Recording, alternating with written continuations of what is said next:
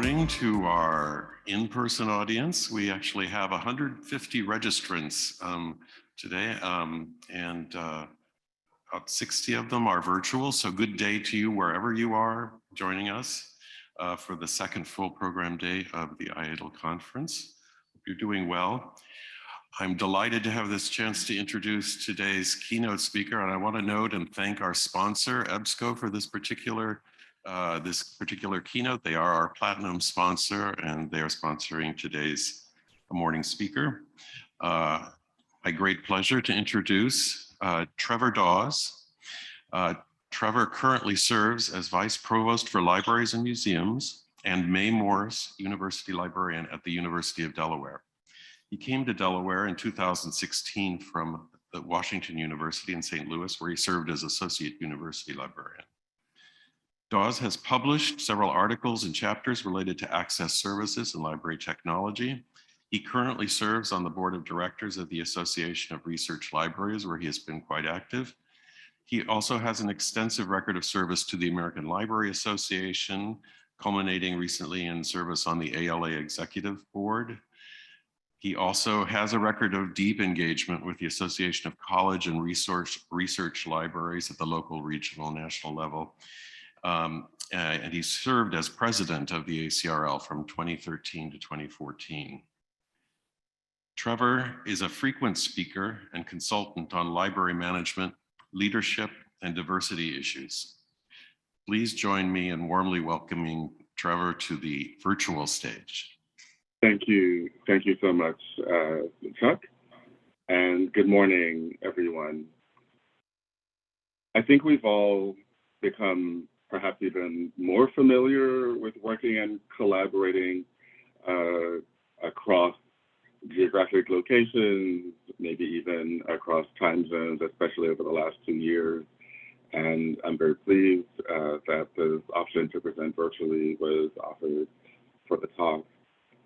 I'm very grateful to Chuck and the conference planning committee for the invitation, and I extend a special thank you to the session's sponsor, EBSCO. I will admit that I struggled a bit in thinking about what to speak about, given the wide range of topics that are being discussed at this conference, all of which seem very interesting.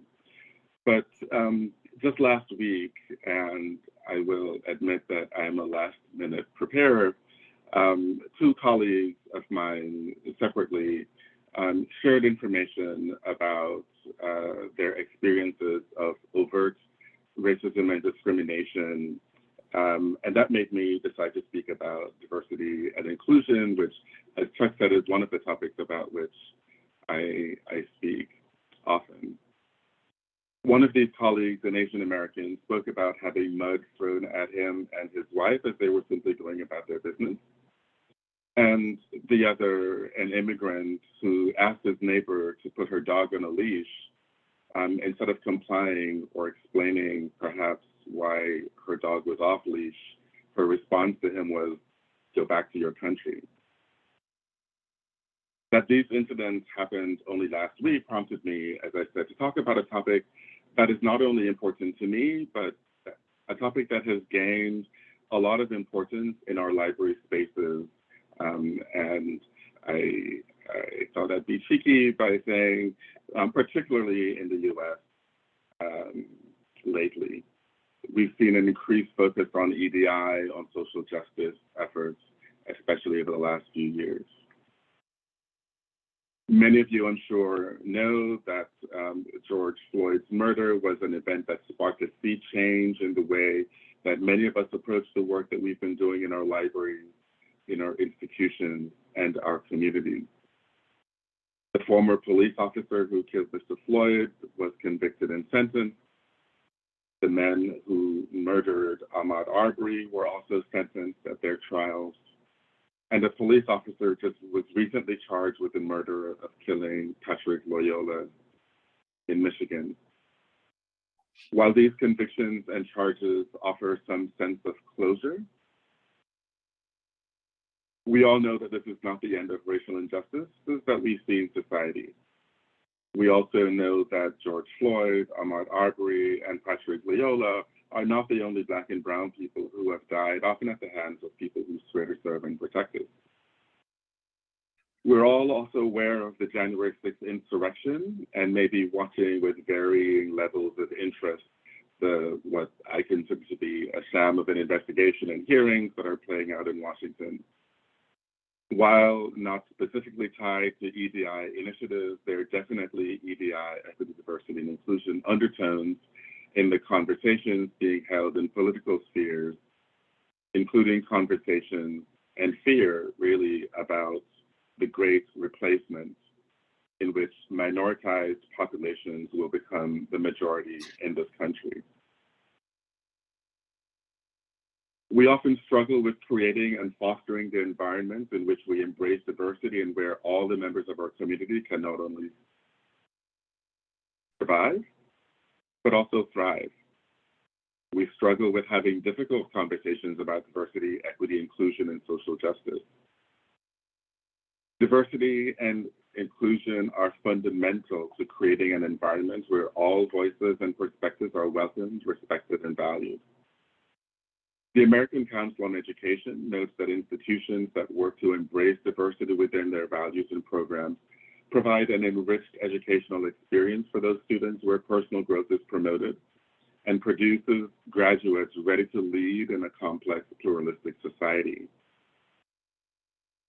Many campuses have turned to a chief diversity officer to provide leadership for initiatives that explore and enhance how a diverse and inclusive institution can contribute to its mission.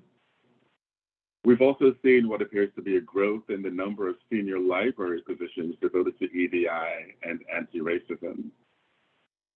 But this is not the work of a single individual. It is the responsibility of all of us to build inclusive institutions. So in my talk today, I'll share a definition of equity, diversity, and inclusion that the American Library Association's task force, of which I was co-chair, developed, and that we're hoping will gain some traction across the profession. I'll share some demographic data about libraries, which may or may not be surprising, and then I'll speak about some of the ways in which our spaces are working to create inclusive environments. I'll note that diversity and inclusion work requires, as the former president of Princeton University, Shirley Tillman, would say, eternal vigilance. And I hope that by the end of this discussion, and I'm hoping for some discussion, we'll walk away with some additional tools for managing diversity and inclusion in our own workspaces. But first, I come to you from the University of Delaware, which occupies the lands vital to the web of life for the Lenni Lenape and Nanticoke who share their ancestry, history, and future in this region. UD has financially benefited from the regional occupation, as well as from indigenous territories that were expropriated through the United States land grant system. European colonizers and later the United States forced Nanticoke and Lenni Lenape westward and northward, where they formed nations in present-day Oklahoma, Wisconsin, and Ontario, Canada. Others never left their homelands or returned from exile when they could. We express our appreciation for ongoing indigenous stewardship of the ecologies and traditions of this region. And while the harms to indigenous people and their homelands are beyond repair, we commit to building right relationships going forward by collaborating with tribal leadership on actionable institutional steps. I encourage you to learn more about and acknowledge the ancestors and original caretakers of the land on which you live. Before getting to some of the ways in which our organizations are working towards inclusive spaces, I think it's important to have some of this context of the profession and a little bit about me. I began doing research and work about diversity and inclusion in 2005. After working at historically white institutions where there was often a need and sometimes even a desire to help make the campuses more welcoming, I was often asked to participate in these diversity initiatives because of how I present as a Black man. And so I took those opportunities to learn as I now advocate for everyone. As I became more active professionally, I later chaired the American Library Association's Committee on Diversity and co-chaired the ALA Task Force on Equity, Diversity, and Inclusion with Martin Garner, currently the Dean of Libraries at Amherst College. I'm pleased to be here with you today, not as an expert on the topic, but as one who continues to learn about equity, diversity, inclusion, and social justice. And I hope that you will, in your own ways, continue to educate yourselves and your colleagues about these issues at your respective institutions. After spending 2 years as co-chair of the ALA EDI Task Force, I'll share one of the first things that we did, which was to define equity, diversity, and inclusion so that at least within the task force and within the association, we were speaking the same language. So equity in some spaces, and we use the term interchangeably with social justice, speaks about addressing the underlying conditions or the systemic issues that continue to disadvantage certain groups or privileges others. Equity assumes a process or a system, a culture that is ultimately fair and in which all persons have equal access to opportunities. At my place of employment for the last 2 years especially, when some systemic issues were brought to light in the wake of the pandemic, we've seen this impact of working through an equity lens or not working through an equity lens. And so we've been having lots of conversations about that and action. You've probably all seen this or a version of this image. Often we speak about equality, which is represented in the first image, where everyone is treated equally, but it still advantages those some over others. In the second definition, we provide different levels of support, and that will help with access, but this still requires support. In the third image, the one to the right, we focus on the system being the wooden fence that was preventing everyone from having access to the game in the same way. So by focusing on the fence, that is removing the barriers that advantage one group over another, everyone can have the same level of access to the game. Now, of course, why they're still outside the ballpark is still to be determined, but their access is now equal. Diversity not only encompasses our differences, but also our similarities. As a task force, we struggled with this definition as some members, not only of the task force, but of the broader community, wanted to keep the definition focused on some of the visible diversity characteristics. While we understand the systemic oppression that members of some traditionally underrepresented groups have faced and continue to face, we wanted our definition of diversity to be more inclusive. And we therefore included those invisible characters as well, such as abilities, sexual orientation, religion, and others. But we intentionally chose not to list any of these so as to be inclusive, which then leads to the definition of inclusion. So we need our communities to move beyond the recognition or appreciation of our differences or of diversity. We must ensure that we listen to, respect, and value the unique qualities, skills, and experiences that each member of our community brings. We know, for example, that diversity of opinion leads to more successful teams, and so to be inclusive means that we respect and value each of these opinions.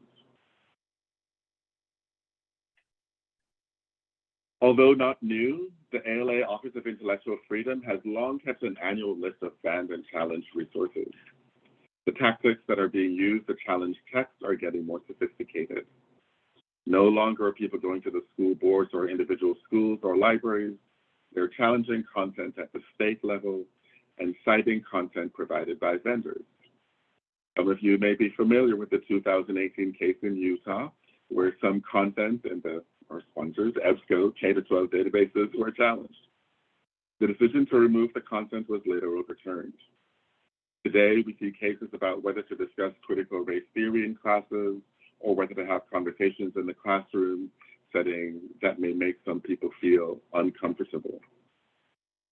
In 2021, there were 54 bills in 24 states introduced to ban books about race, gender, and sexuality. These discussions are happening at the state level and can and will, in some cases, affect what happens at our institutions of higher education, whereas the previous challenges and bans typically targeted only primary and secondary level educational content. Here in Delaware, we at the University of Delaware are working with the state library and a collective of school libraries to develop clear policies on what a library should do if any content is challenged. At UD, we have the fortune of providing electronic resources to the state's entire K-12 population through a grant from the State Department of Education. And so it's critically important for us to develop these policies and to do so in concert with colleagues throughout the state. At the core, these challenges are about diversity, as they largely tend to target books that deal with race, gender, sexuality.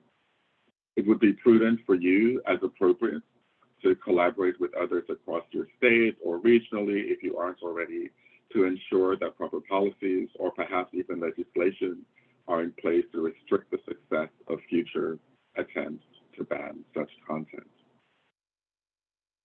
While this uptick in challenging library content is a disturbing new trend, the stagnant demographics of the profession are not new. So let's look at some data. These are the data that are often collected and cited relative to diversity. The American Library Association conducted a major study in 2007, Diversity Counts, in which they began to systematically capture demographic data on their members. The data was updated, correlating it with 2010 census, and I recently had a conversation with ALA Executive Director Tracy Hall, who confirmed that the survey will be updated and correlated with the 2020 census data. But the data as they existed in 2012 so that the librarian population was 88% white and 83% female. In a report published in August 2017 by Ithaca SNR, we see very little difference. And while there's a slight change in these numbers, it should be noted that the Ithaca survey was of academic libraries, and particularly a subset of these, the Association of Research Libraries cohort. So we see 61% female and 71% white. There's not significant difference in the demographics of this subset of libraries than there is in the broader ALA data from almost 10 years earlier. Yes, and although there's some ability to refine the race and ethnicity data, it is likely that our HR systems are not yet able, or were not in 2017, to record information about employees who identify as non-binary, for example. Library directors from responding ARL libraries, though this is true for all respondents, were more likely to consider their own library as equitable versus the library community with respect to every measure. These library directors are less likely to consider their library or the library community racially diverse. In other words, while they believe there's equity in their library, they also recognize that there needs to be more representational diversity. And this chart shows a similar pattern between perceptions of equity and inclusion, with one outlier. Library directors are slightly less likely to consider their own library to be as inclusive as the library community with respect to gender. Both the ALA and Ithaca reports look at representational diversity, that is, looking at the population at large and the population of librarians. It also looked only at race, ethnicity, age, and gender. The report suggests that ALA and other library organizations have a lot more to do to recruit and retain a more diverse workforce.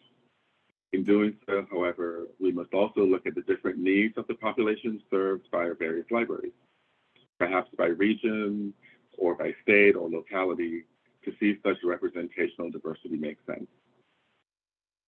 It's important for all of us to understand that diversity does not equal quota, And I'm merely suggesting that we understand that as the demographics of the United States continues to change, cultural heritage organizations will also have to change the ways in which we provide services to meet the needs of this changing population.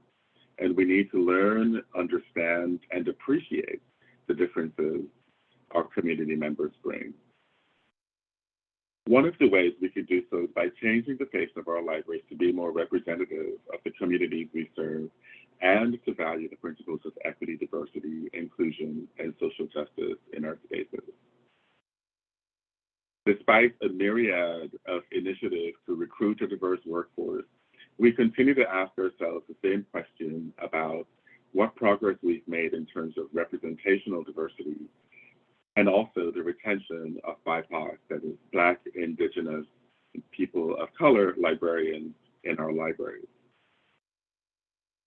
Get a sense of this, especially after the murder of George Floyd and the resulting focus on social justice and anti-racism, Ithaca fielded another off-cycle survey in 2020 to help better understand the impact of these national social justice movements to academic libraries.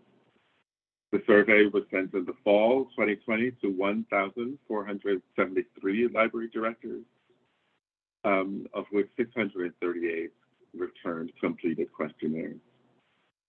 The full report, National Movement for Racial Justice and Academic Library Leadership, is available on the Ithaca SNR website, and the DOI is provided here. The findings from the 2020 survey were not that significantly different from the survey done just a year previous as part of Ithaca's regular survey of library directors. However, among the findings were that library directors more highly value leadership capacities to foster equity, diversity, and inclusion than previously. So in 2020, we see that more library directors value the ability to foster EDIA than did in 2019. However, it is still not as highly valued compared to the other knowledge, skills, and abilities. We're seeing, as I referenced earlier, a move to hire more senior positions with responsibility for EDIA goals. And I think I certainly will be paying close attention to the success of these positions. Library directors are less confident in their personal strategies related to equity, diversity, inclusion, and accessibility. It is quite possible that directors equate this question with affirmative action and equal opportunity measures. Although in 2020, when the phrase anti-racist was used specifically, there was a slight drop in the number of directors who believe they have the right strategies in place. Most library directors did not expect that employees of color would be disproportionately affected by the cuts due to COVID-19. Only 16% were concerned that BIPOC employees would be more adversely impacted by the pandemic. However, job types with relatively greater percentages of employees of color were more impacted by the furloughs and role eliminations, some of which have still not been returned. So in correlating job categories and race and ethnic background from the earlier Ithaca survey, we know the job categories that are held predominantly by BIPOC employees, those indicated by the asterisk. These are the job categories, as you can see, that are most likely to be negatively impacted by the effects of the pandemic or the effects of budget cuts in general. When it comes to collections, just over 30% of directors believe they have a strategy to build diverse collections. In the 2020 survey, when a new question about decentering white authors was asked, less than 20% of directors believe they have such a collection strategy. It's beyond the collection development statements and work on descriptions that has been happening. There are other strategies that libraries have employed to build more inclusive spaces.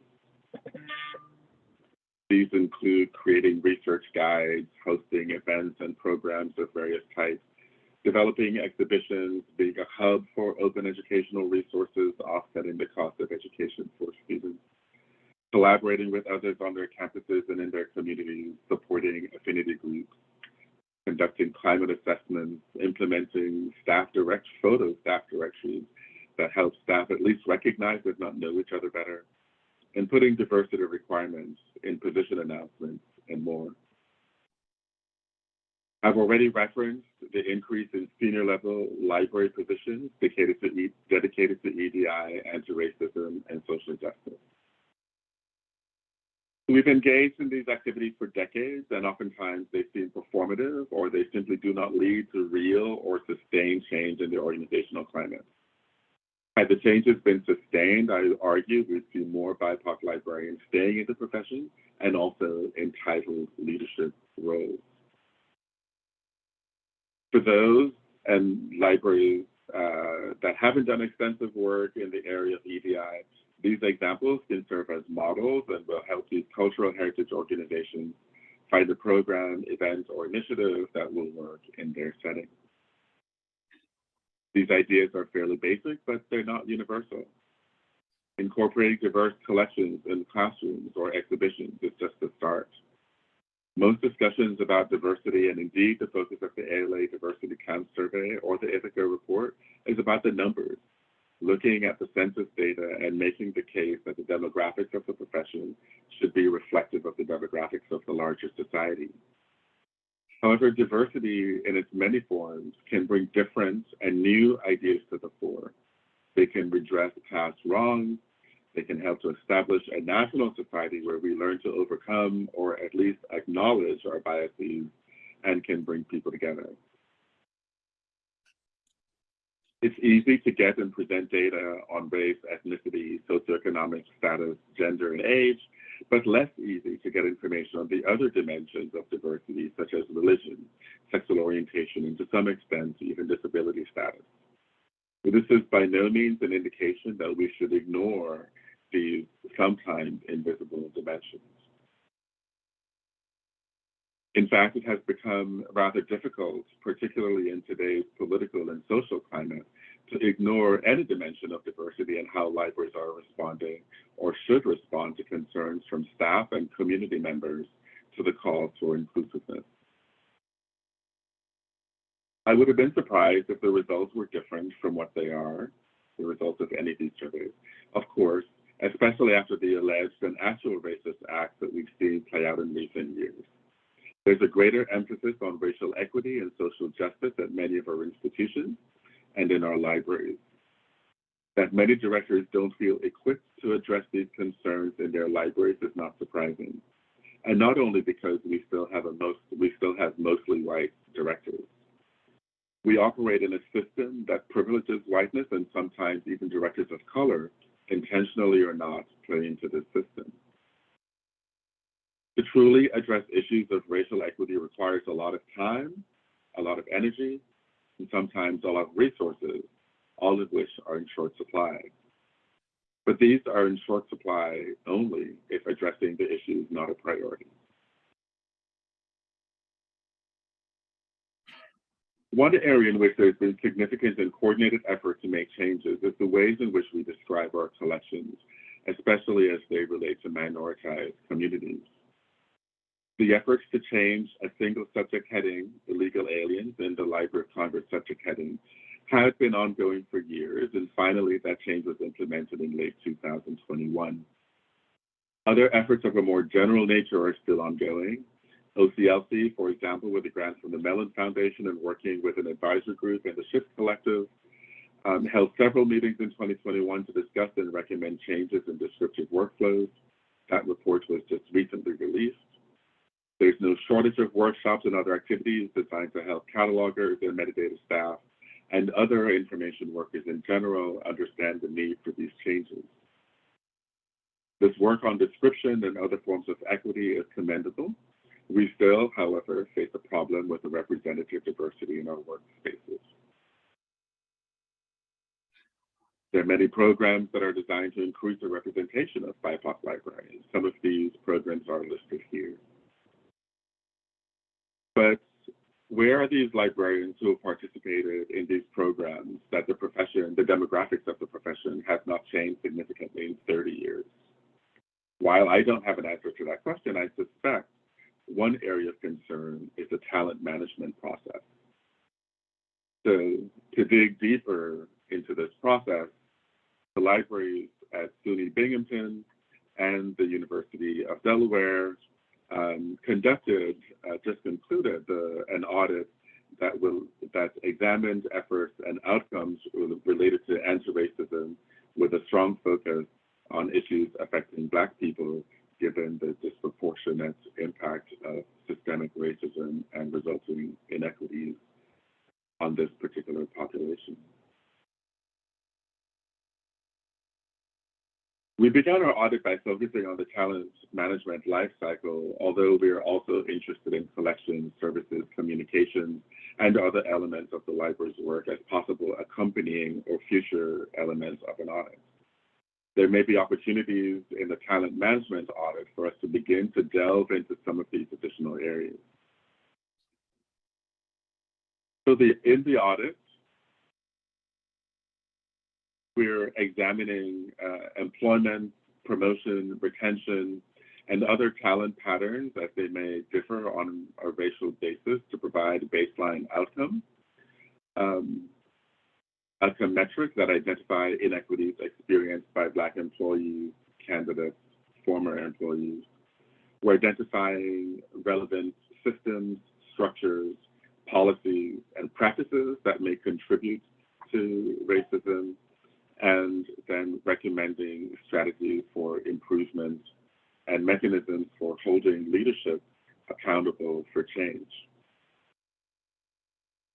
The audit is intended to cover many facets of the talent lifecycle, from existing organizational structures to hiring processes to separation processes. And the process was designed to be completed in a single academic or calendar year, although some staffing changes at Ithaca did delay the completion of the project. So in phase one, we examined the demographics of our current employees, of candidates, and of recent hires and former employees. We conducted, sorry about that. We conducted a climate survey using from Ithaca. The survey is focused on issues of justice, belonging, inclusion, and diversity, paying particular attention to disaggregating results by racial demographics. In phase three, they looked at current practices, looking at our policy documents, job descriptions, Ithaca conducted targeted interviews to determine the extent to which best hiring and separation practices have been embraced with management, staff, recent job candidates, and recently departed employees. And in phase four, they interrogated our strategic plan, looking for elements related to anti-racism, justice, diversity, inclusion, equity, and other related themes, and the extent to which they have been operationalized within our organization. As I mentioned, the project should have been 1 year, but staffing changes at Ithaca delayed the project. But the project is now complete, and we are eagerly waiting for the report from our colleagues at Ithaca with the recommendations, which I expect we will have any day. So what's next? With this audit and other activities, the University of Delaware, we're trying to lead from a social justice or an equity perspective. We're being intentional about language, policies, procedures, and interactions to help understand our systems of oppression and to break down the barriers to full participation of all our community members. Is it easy? No, absolutely not. Is everyone on board? Probably not. But we have diversity and inclusion goals for every staff member across the organization. We speak very open about what's happening across the US, across the world, the political climate, the social climate. We host forums on relevant topics and encourage and expect candor. I hope that some of what I shared was not revelatory, but that what we do individually and collectively will have a significant impact on how we shape our organization. I shared some simple ways to begin the conversation with those who may not have had it before, or for those who may be uncomfortable having the conversation. But it is only the beginning. This is very important work. It's very exhausting work. But to do that, I remind you of Shirley Tillman's words that we must be eternally vigilant. And now, with apologies for advancing my slides in advance, I say thank you and invite some questions and comments and thoughts from you. Thank you. Thank you very much, Trevor, for that full introduction to the issues, data, and challenges of diversity, equity, accessibility, and inclusion, with a focus on the US, but it really fits with the themes of this conference that we've heard on day one and will continue to hear about worldwide. And I would invite at this point any questions first from our virtual audience and from the in-person audience. Hi, Trevor. Thank you for an absolutely fascinating presentation. I'm interested in your views on whether, as the literature has suggested, we seem to be at an inflection point in our humanities history that's analogous to the civil rights movements and other things that we've seen as a result of BIPOC movements, LGBTQ, Me Too Plus, and many other things. Are you sensing that? And has that given additional momentum, perhaps, to conversations that others may be more willing to have as you've embarked on these kinds of initiatives in your EDA journey? Yeah, so absolutely. I mean, I made reference to certain incidents that have gained national attention that certainly have sparked many of these conversations, and I think more. I see more libraries, in particular, or academic institutions, more broadly speaking, engaging in topics of social justice, equity, diversity, inclusion.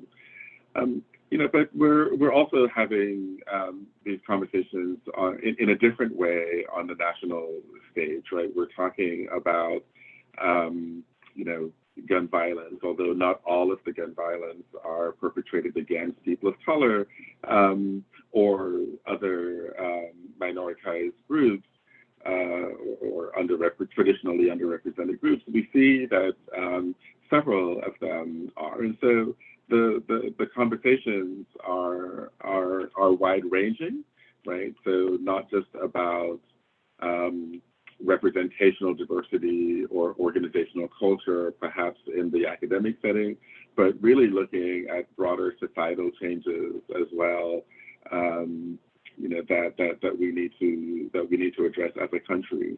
So yes, I think this is definitely a pivotal moment for us in the country. Hi, Trevor. Good to see you this morning, and thanks for your talk.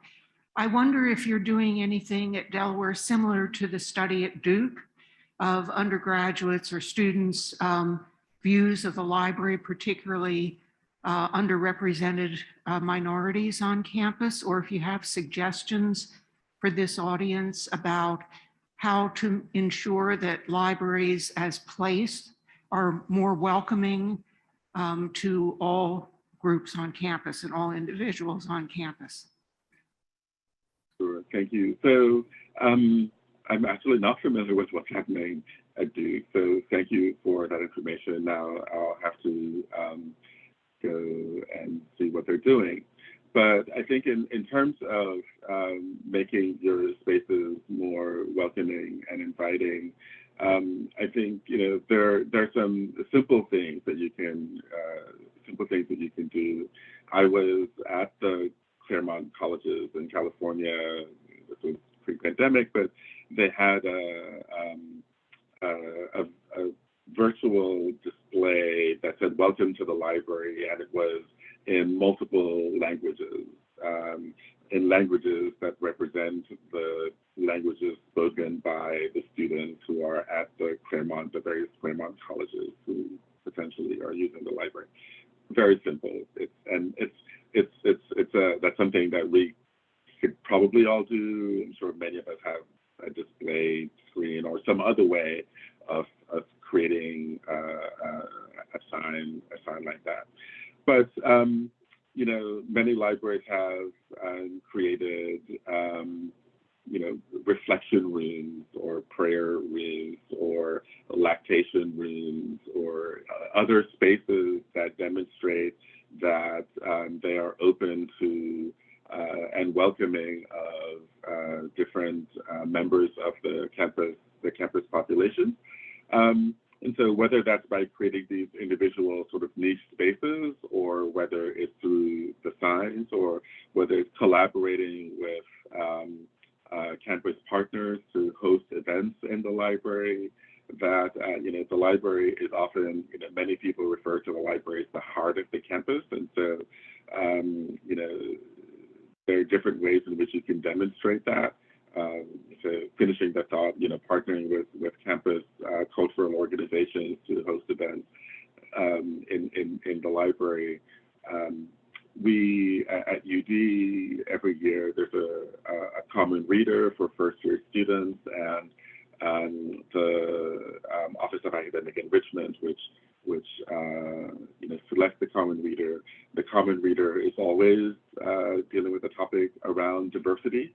And so the library hosts the talk. The author usually comes to campus, and I think this year we'll actually have the author come to campus again.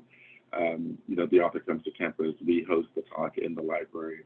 So I think there are many ways in which, and not doing it on your own, right? So really, you know, seeking appropriate partnerships across the campus, I think will be beneficial to not just to you, but to those other departments, and certainly, hopefully, to your students. Thank you. Thank you for a very interesting speech. I come from Norway, so it's interesting to hear about your big focus on EDI, which is obviously much stronger than we have at my university. But my library is this month strongly involved with the Pride Month, and so is the rest of the university. And my question is, could you say something about the focus on EDI in the libraries compared to the rest of the university? Are the libraries more progressive or more conservative than the rest of the university? So I can answer that question relative to the University of Delaware. I think it's going to be different on each campus. At the University of Delaware, we just this year in March, our Board of Trustees approved the new university strategic plan. And in the new strategic plan, there's a much greater emphasis on racial equality and social justice.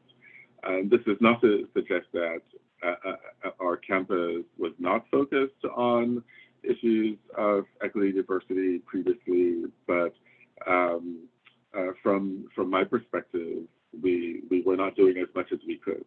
And so at UD, I believe the library has been one of the leaders across the campus with respect to equity, diversity, and inclusion initiatives. And you know, by doing some of the things that I just described, including the talent management audit that we're working on, that we just completed working on with Ithaca. You know, we've been hosting since I got to the university, although some of these initiatives had been going on before I arrived. But since I got to the university, we have really been focusing a lot on inclusion and valuing and respect for all of our community members, I think, in a way that demonstrates leadership across the campus.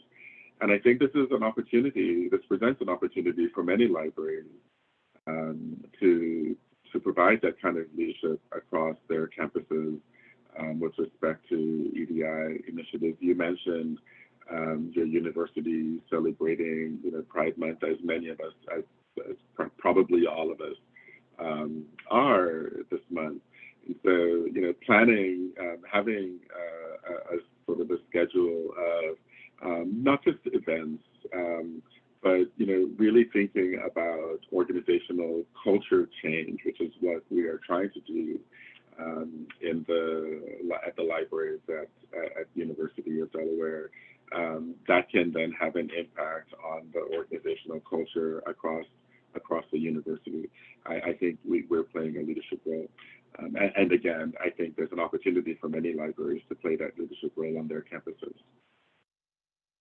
Trevor, I do have a question. One of the topics that's been also discussed here is the issue of Indigenous relationships as part of this, and you've identified it in your discussion. And I noticed in the land acknowledgement that you used as an introduction, it had it was interesting that it had a broad scope, but it was expressed in a very concise fashion, and it culminated with a phrase about ongoing relationships and working together with the Indigenous community. And I'm just curious how that statement emerged and what is happening in terms of the relationship between the university with the communities. Yeah, so the chair of our history department, Alison Parker, who's also new, relatively new to the university, is one of the principals of the University of Delaware Anti-Racism Initiative. And this initiative has many subgroups that are working on different aspects, but one of the subgroups is working on the relationships with the Indigenous populations in the state of Delaware. And so we worked with the tribal leaders of the Lenni Lenape and the Nanticoke tribes who still exist, obviously, in the state. And with them developed this land acknowledgement. So this is the statement that I presented is the official land acknowledgement statement from the university. And as you know, it ended with, there will be continued action. So the relationship with not just the tribal leaders, but with the Lenni Lenape and the Nanticoke peoples across the state continues. Now, in what shape, in what ways will those relationships play out? That's still to be seen. The land acknowledgement was just developed last year, last fall, approved last fall by the university's executive committee. And we continue to work with,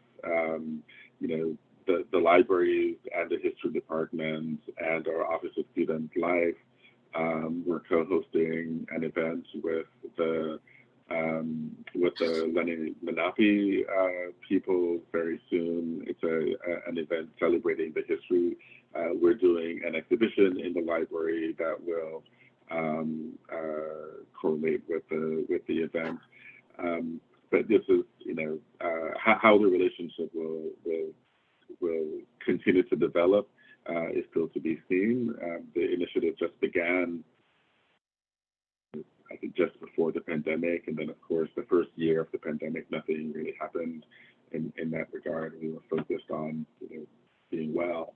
So there's still work that is to be done, but I believe we've made a very positive step in terms of building the relationships that were necessary, and I think we'll be maintaining those relationships going forward. Thank you very much, Trevor. Can we all give Trevor another round of applause? This was a really, really amazing presentation and very appreciated. Thank you so much, Chuck and everyone. And Sorry I couldn't be there with you in person, but I hope everyone enjoys the rest of the conference. Thank you so much, Trevor. Look forward to seeing you again soon. Take care. Thank you. Take care.